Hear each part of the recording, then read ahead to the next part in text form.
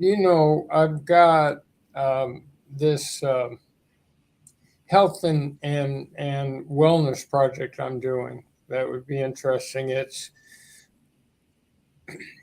most games are coming down to the fourth quarter, or a lot of them the last drive. So can you peak energy and productivity at that time? Is there a way to do that?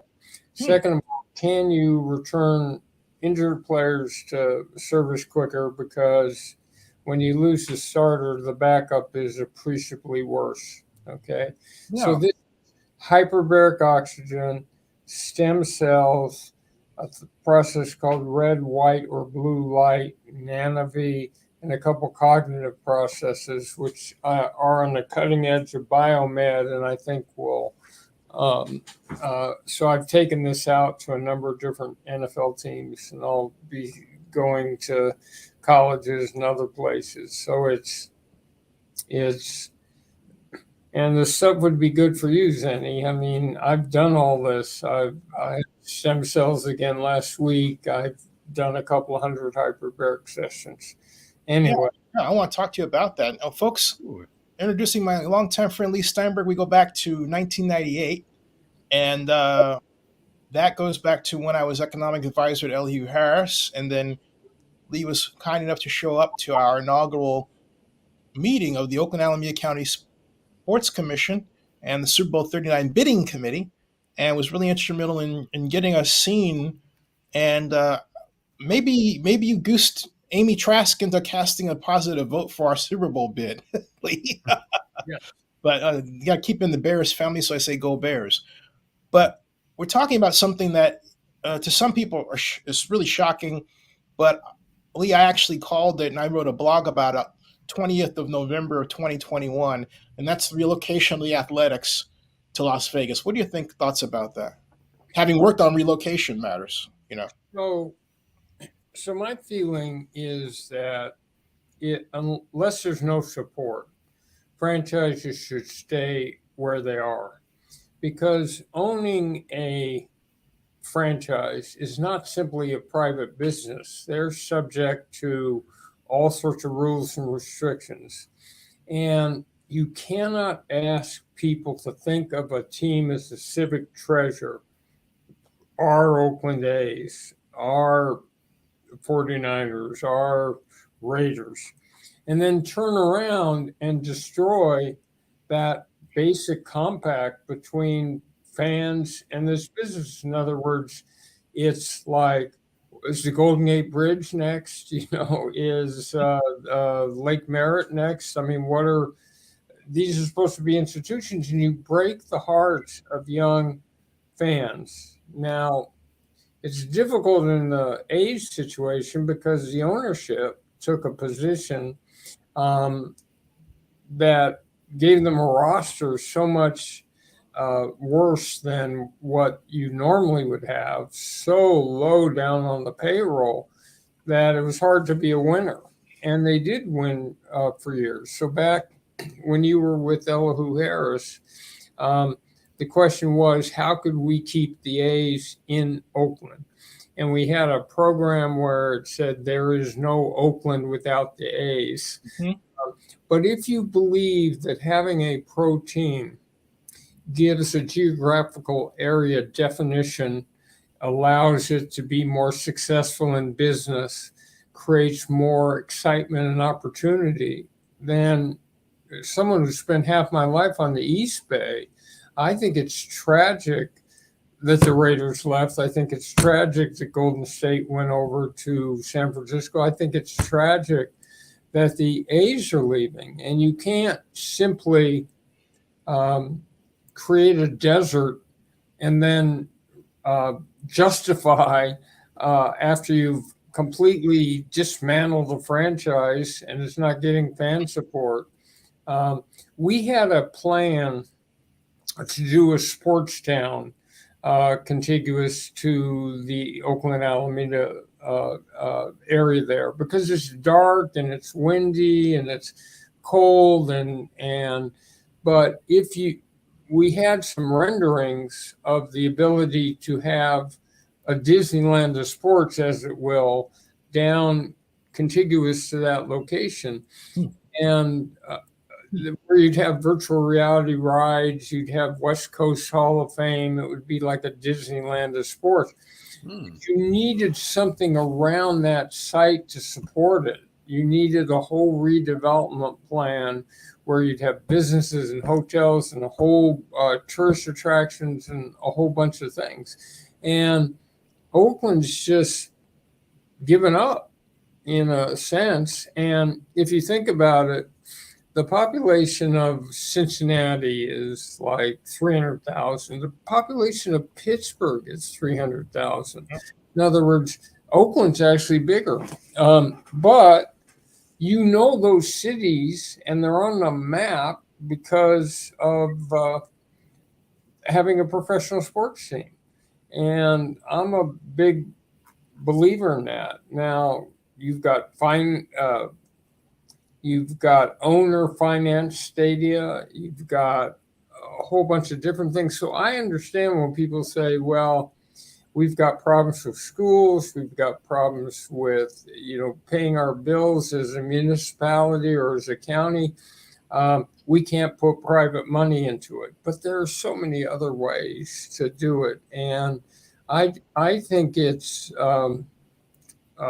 I was living full-time in the Bay Area, I would have tried to lead another effort, because we did it with the Giants. The Giants in 1992, Mayor Frank Jordan called me and said, Bob Lurie has just executed a sales agreement with a group of businessmen in Tampa Bay. Is there anything we can do? So I went up there and spent about 6 weeks trying to find a new ownership group, trying to figure out a stadium plan, trying to convince the National League it was against the best interests of baseball to rip the Giants, who had been there since 1958, out of the area. And we won. And I got sued for $3 billion by the Tampa Bay folks, but we won that fight. And you can't just give up. You can't be non-creative. It's just like you've got this massive Bay Area, which is a big market, but what part of it does Oakland represent? And it's sort of like they just tossed it in. I have to ask you, Lee, from the perspective, I think if Dave Cobble is here, I know him, and I've talked with him enough where he might offer this, that what do you do, as I'm forming it as a question, what do you do when the city was supposed to set up a tax increment financing district, started signed by Gavin on October 11th of 2019, and then never implemented it?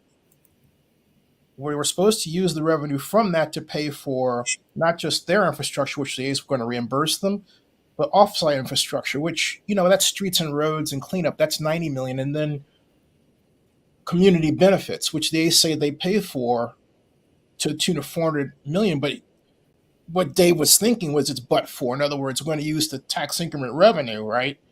And that's going to be generated because of our project, our ballpark, in addition to the ancillary development around it. So then the city does nothing.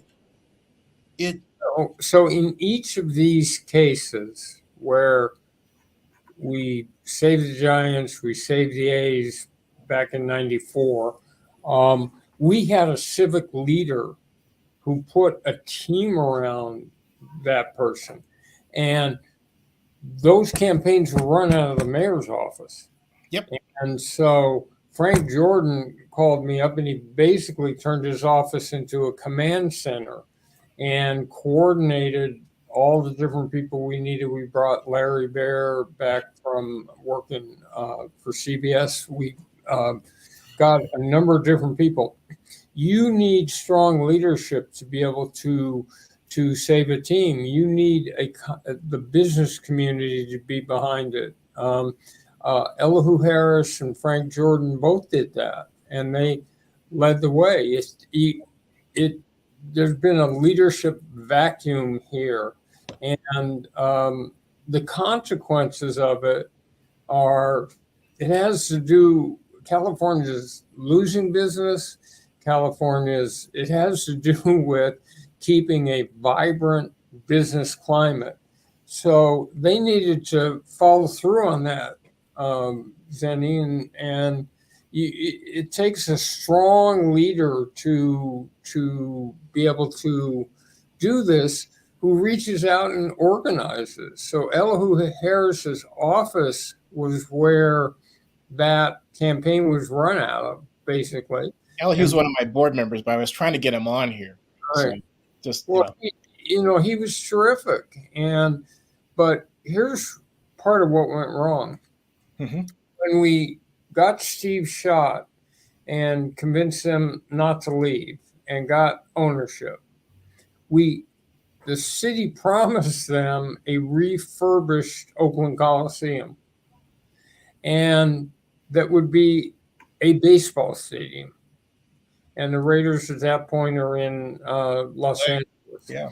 So what happened was the Raiders' return, and I was in favor of it, but the Raiders' return became such a high priority that that stadium became unusable in a modern sense for both baseball and football. It was not good for either one because it wasn't specifically designed that way. It was designed motel, and it's old. And the trend around the country is if you have a facility over 15, 20 years old, people want new ones. And it's because of the revenue that comes out of naming rights and luxury boxes and premium seating and jumbo scoreboards and signage and everything else. So they can take the same experience of going to a ballpark and enormously enhance it. So I just think the whole thing is sad. I mean, if you go back historically, that's Catfish Hunter and Vida Blue and Reggie Jackson and Jose Canseco. I mean, that they had some wonderful teams there. I remember going to the World Series against the Dodgers, and it just, where's the leadership? That's the problem, because the mayor, now when it had Libby on, who's my god sister to this day, although I say although because I've had to be critical because this is about the city, and the problem, Lee, is that frankly, she got on my show 20th of July 2021 after 4 o'clock in the afternoon, and admitted that the big problem at that point was that she said, Zennie, we have forgotten. This is all on tape. I don't have time to go and dig it up, but the point is, she said, Zennie, that's traditional redevelopment, which you're asking me about, she said, and we haven't done that in a very long time. The implication, which she was implying, was you don't have the staff to do it. And that was after they had hired their project manager, Marlene Rayburn, in March of 2019. And that was after the Major League Baseball Commissioner Bob Manfred had said on the 27th of March of 2021, hey, you're telling me we're going to have to wait for a ballpark until 2027? We're going to look at Vegas too. All right. So we have the mayor admitting this, and then we have a meeting with the county on the October 26th of the same year, which is to make that TIF zone. Nothing ever happened to that. And then the A started their efforts heating up to visit Las Vegas. That was late in 2021.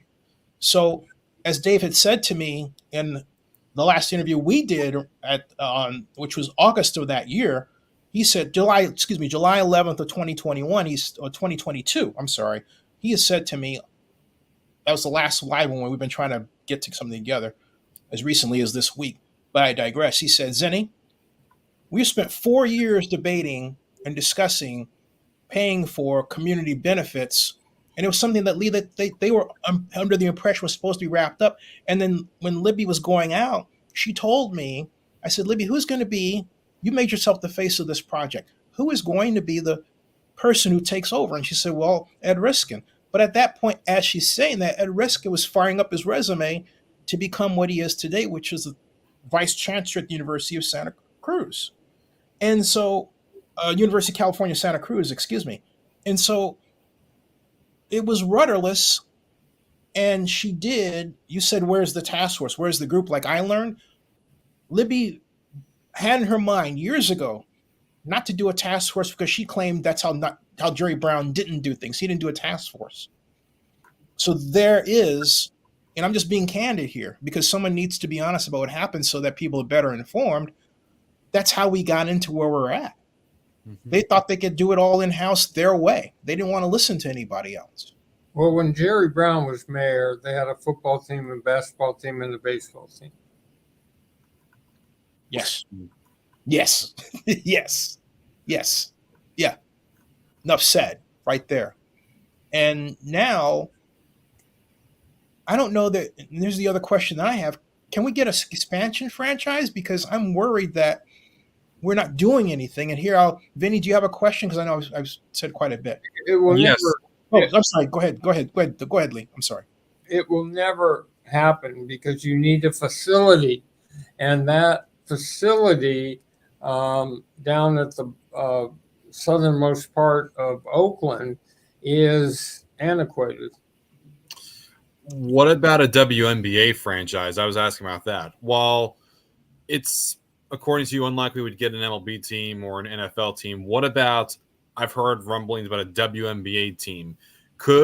With the WNBA considering expansion on the table, could Oakland play a bid with Alana Beard for an expansion team to the East Bay, or would that not be feasible either? Again, it takes a leader. It takes the support of the business community. It takes a plan. And the Bay Area is immense. It's the fifth or sixth biggest market in the country.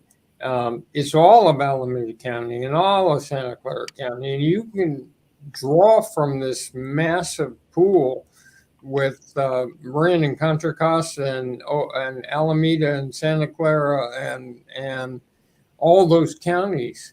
But it takes a plan. And you just have seen a city lose 3 big-time franchises that people sort of do jump through hoops to try to get. And they let them go. And therefore, so, you know, what's Oakland's status? I mean, if you're viewing that from outside, you'd say everyone's leaving. Mm-hmm. All these businesses are leaving. It doesn't, there's already enough challenge in the businesses leaving San Francisco and relocating to not have this. Again, there are prominent businesses in Oakland that you could have involved that have a vested interest in having the city be more economically viable. But when it comes to the WNBA, who's going to lead that? I'm trying to get a hold of Elihu, just in case. I'm going to take advantage of this while I can. Yeah. If I can, yeah. My thought, Lee, while I'm trying to get a hold of Elihu, is what do you think about Las Vegas and its opportunity that it presents for the A's? Oh, that area has become sports crazy. Mm-hmm. And they not only have the metro population of LA, of Las Vegas, they have that market. And you have enough tourists, casino owners, whatever, will buy up all the tickets. Look at whatever genius was able to sell ice hockey in the desert. Nice. And that was the least likely franchise to be successful. I mean, it wasn't football or basketball, it was ice hockey. Yeah. and they did a superb job there. And the Raiders Stadium is terrific, and that area is boosterism friendly, and is trying to create the very atmosphere that Oakland just voluntarily ceded and gave Mhm. away. Yeah, that's what hurts, Lee. As a guy who went to school to do economic development, whose first job out of grad school was with the Oakland Redevelopment Agency, we have forgotten how to do economic development. I saw a presentation online by the current director, and the person didn't even present a vision. It was pointillist. Here's our mission statement. Here's our hotels that we brought in. Here's this, what the staff does. But okay, where's the vision? Where's the plan? I was Again, how does Cincinnati, which is a modern, smaller city in Oakland, how does Pittsburgh, how do all these different places manage to keep their teams? Because they all have private-public partnership. They all have a complete plan and vision for what to do. I mean, it's embarrassing to be beaten out by Las Vegas for two separate franchises. Las Vegas properly could have had expansion franchises. You could have. Yeah. But instead, this was something that I even thought of.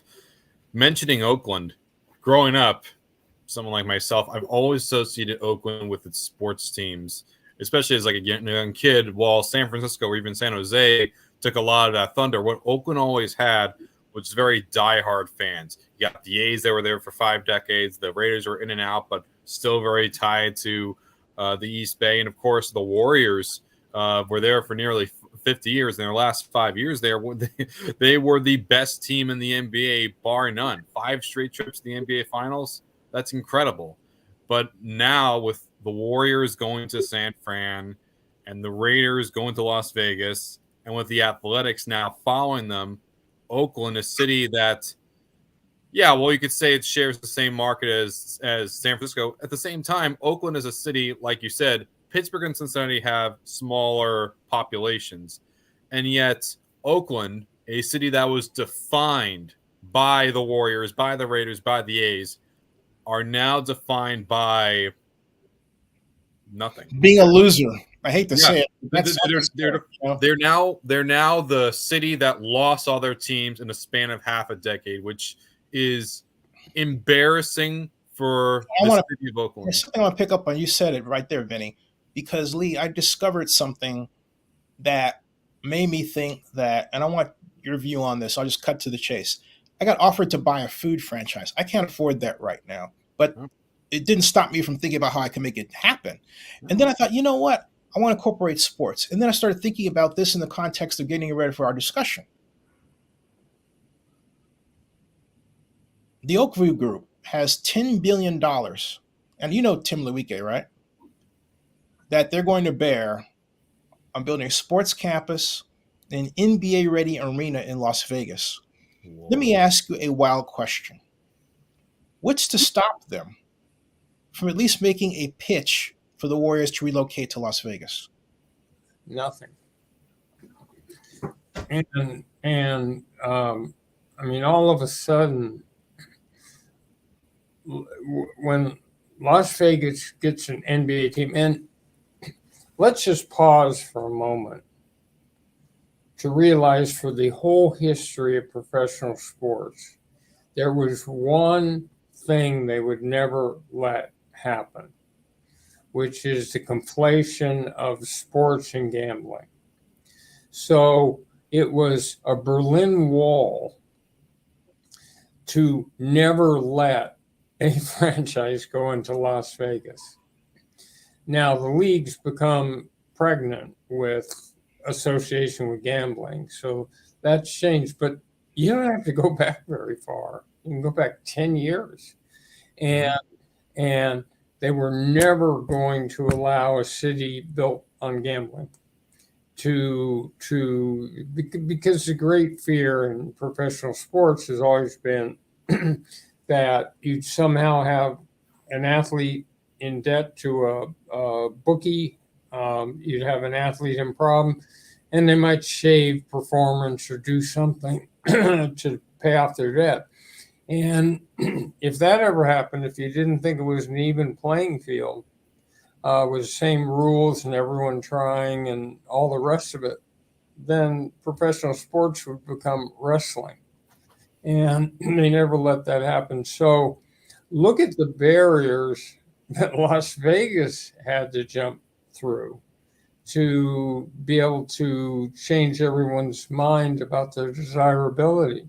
You need salespeople with a vision. We are Oakland. We are a major center in the United States.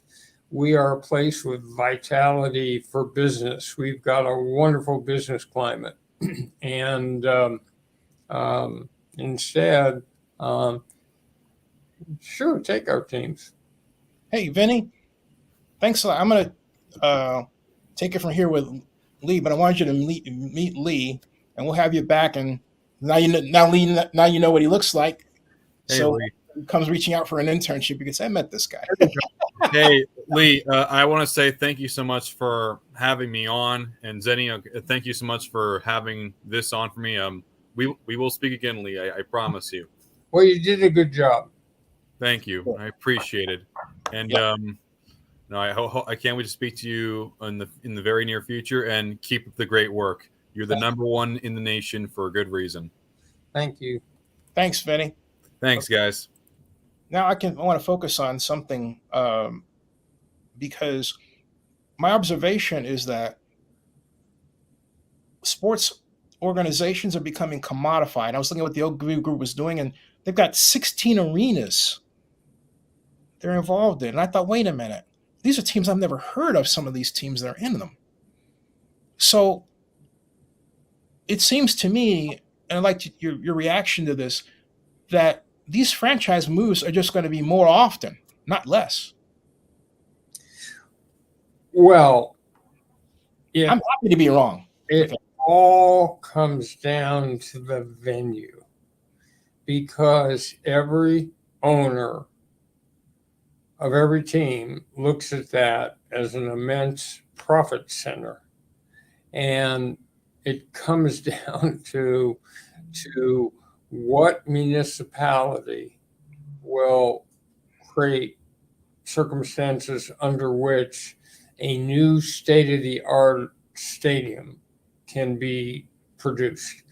Now, there's a way in which this is all tough to justify, because if you have a city with problems with schools and roads and police and all these needs, surely you would argue you have to deal with those first. But the reality is the market's so competitive that if your municipality doesn't figure out a plan, someone else will figure out a plan for your team. And that's what the city of Oakland currently doesn't understand, but the fans have let them off the hook because the mayor very skillfully blamed the A's for a situation the A's did not handle well, which was reportedly being involved in negotiations and then buying the land and then having the mayor find out about it via a Las Vegas Review-Journal article that the A's then apologized for. I understand, but I'm telling you that the mayors of most cities have good enough relationships with the local teams that they've got the pulse. That they're talking regularly. Thank you. That's it. That's what I want people to hear. The fans don't seem to get that. And Sheets trots out there, well, Howard Terminal was entitled. Lee, it was never entitled. The last vote that we had related to entitlement was the 1st of March of last year, but where the Port of Oakland voted to transfer entitlement rights from the port where the land is located to the city of Oakland. The city did nothing with that. See, it's all about the advantage of sports is you come in and see a game where you need somewhere to go out to dinner. Well, maybe you're coming from out of market, so you need somewhere to stay. You want to buy memorabilia. So it's what you're trying to create is the concept of Oakland is hot. That's the place to go. If you've heard about this in Oakland, and get that area to just decide to make itself a hub. It's always been in the shadow of San Francisco with all the glamour of San Francisco, but it had its own identity. And a large part of that was professional sports teams, and they're gone. Yeah. And it's like we've tore out literally much of the soul of Oakland without even thinking about it. And I think we can rebound in some kind of way. I'm not one to pitch my hopes on. There's no offense to the WNBA, but really our problem is that every time you turn around, there's always a politician behind a project that doesn't have overall backing. There's no facility in Oakland at this point that will house a team that wants to be competitive in the hyperinflated economics of professional sports. Again, I'm not one to sit here and say, no, don't spend the money on schools, spend it on a ballpark. Don't spend the money on police. Don't spend the money. Understanding that, but out of all these other different teams and markets manage to marry up in a way where they have a happy tenant. I'm glad you mentioned that because the legislation that I mentioned, the TIF legislation, is called SB 293 Skinner by our great state Senator Nancy Skinner. And the idea with it was to allow that tax increment, knowing that it was going to be so big, because you're talking about a $2 billion stadium that throws off a $1.6 billion tax increment. They give you a 45-year bonding period. The area around there is growing at 7% per year. So you can say, okay, I'll calculate 4%. I'll know I'll get that money back, right? I'll know I'll get that money. And so you can bond $800 million off that. That was worked out, but they had consultants that didn't even know how to get over the old techniques that I figured out a way around that two law firms said in 96, yeah, Zennie found a legal loophole, right? So I knew how to get around it like that. And my point is, they just sat there and literally, this consultants took $1 billion out of the calculation, and no one except me asked them about it. When I raised hay about it and started blogging about it, it was more like, well, that's just Zennie. I'm thinking, seriously? And here, most of the people that have done this, like Ezra Poor, who I learned how to do it from, and told me to basically spend a night at the law school reading the California Health and Safety Code, he passed away. Most of the people who've done this have died. And legislation we have on books has barely been used. So you look at San Francisco and its problems with drug use and all that, they could use AB 464 to recover from that. Most cities can. Lee, none of the cities have used the legislation. I don't know, maybe you can tell me what's going on with the government in California where we have this malaise, but it's really troublesome. Well, I mean, it's clear that other states and other businesses are getting together. And we know it's tough to be in a state where it's 13.1% state tax, and then gas that's more expensive by $1.50 a gallon than other parts of the country, and more regulations and everything. I'm happy we have regulations, but we're